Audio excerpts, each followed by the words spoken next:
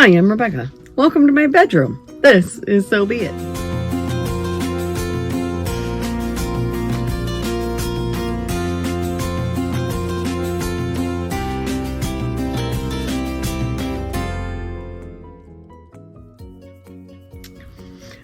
This week, my project for the video was the quilt that I've been working on, and obviously you might be able to tell at this point my quilt is done. So at the end I will be featuring some pictures and some video of the quilt itself, but right now I'll go ahead and go over a few things that I learned since this was my very first quilt, and a few things that I would change for my next one, because I do have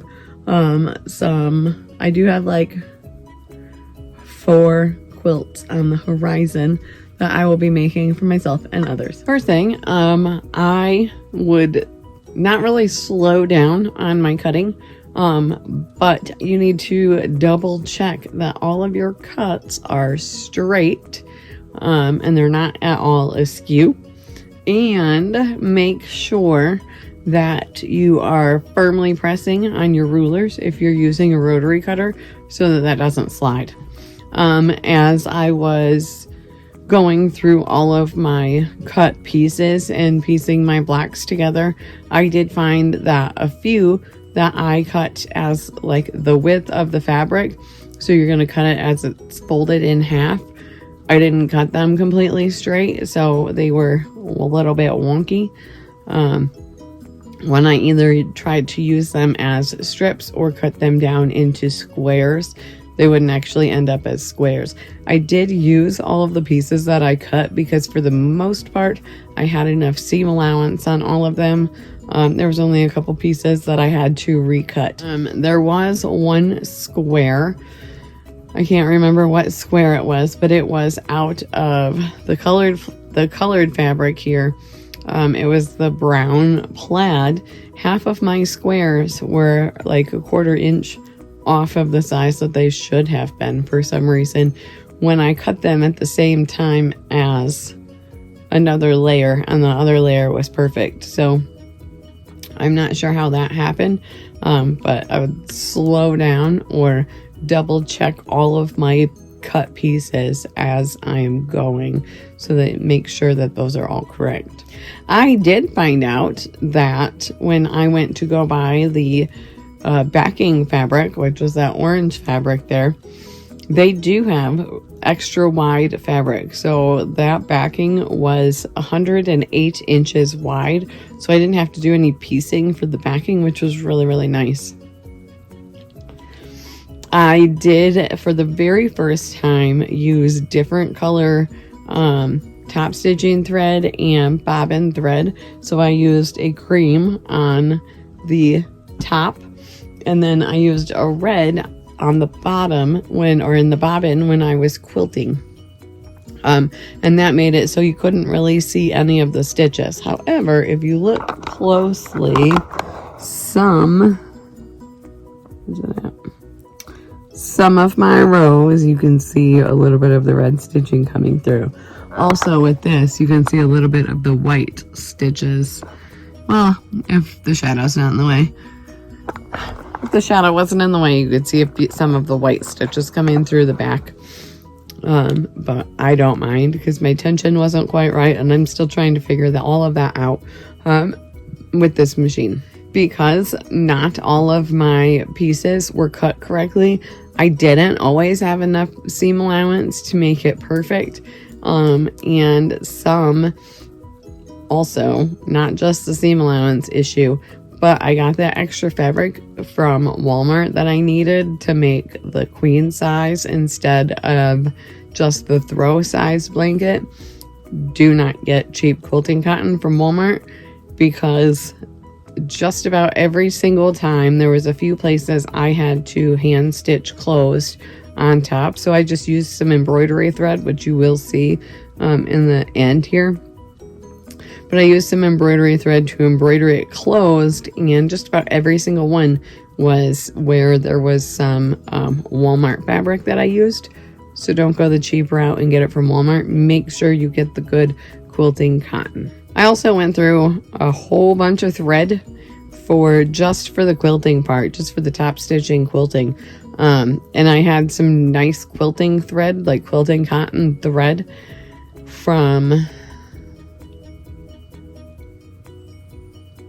I can't remember what brand it was, but that I had gotten from my grandma because I didn't think about getting different thread for top stitch or for quilting it. And I went through 2 spools. So this goes through a ton of thread, even just quilting. And obviously it goes through a lot for piecing this together. So make sure you have a ton of that. I also learned after I did it that in order to keep your quilting, if you're doing straight lines, keep your quilting straight, use masking tape for your first row of quilting stitch. And that will have, as long as you do it nice, that will be a nice straight stitch. And then you can just use your guide to continue with all of your quilting. I did not use the masking tape, so some of my quilting, which you will probably see in the final video, is wonky. It'll go and then it'll go up and then it'll go up again, so it's kind of wonky, but I don't mind. I absolutely love this blanket, even though it's far from perfect. It's my first one and I'm really proud of it and how it actually looks and how it turned out, so I don't mind at all. By the way, when you saw this, somehow, where'd it go? This spot right here, somehow I got blood on it when I was making it. I don't remember bleeding anywhere, but I probably did. I think that's all I have. I did quilt it myself. I found a video on YouTube where a lady rolled up the sides of the quilt that she was making in order for it to fit in the machine, and I realized, hey, that's a good idea. So that's how I did it. So I did it all myself. We have quite a few quilters that you can take to do all of the quilting around here, but they charge a lot of money, and I didn't want to spend any extra money, so I went ahead and did it myself. Yes, it was a lot of work. It took a day and a half just to do that part. My arms and my hands were very sore because it is a queen size blanket. It's quite big, but not too bad. So I think that's all I have to talk about. So here is the footage, some footage of me making it, some pictures throughout the process, and the final product, other than just what you see here.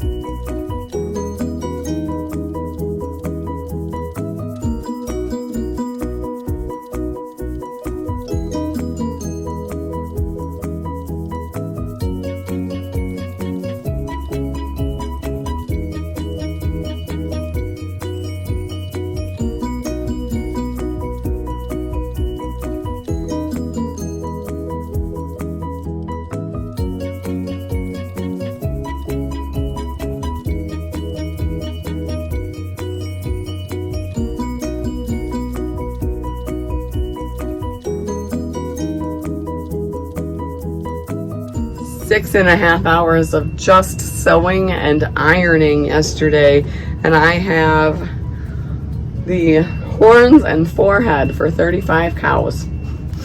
So this is just what one of them looks like. I do have quite a bit of work left to do, obviously. 6.5 hours for just these couple pieces of each block. It's a lot of work, so it's gonna take me a while.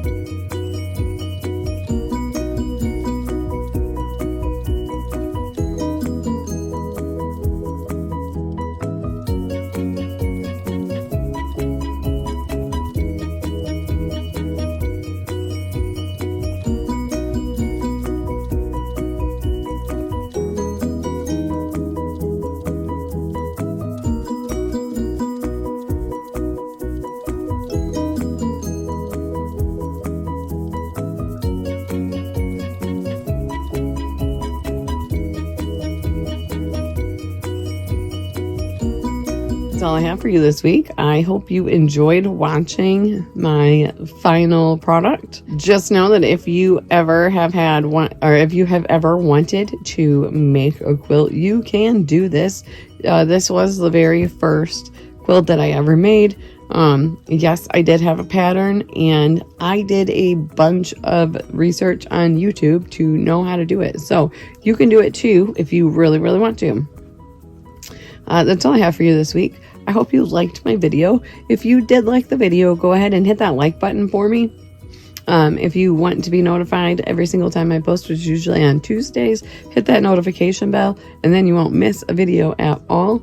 And go ahead and subscribe to my channel so that I am always in your feed. All of these things also help YouTube and help my channel and let YouTube know that you do like what I am putting out there for you. If you would like to help me, go ahead and do any or all of those as well. Thank you for visiting my bedroom this week. This was So Be It.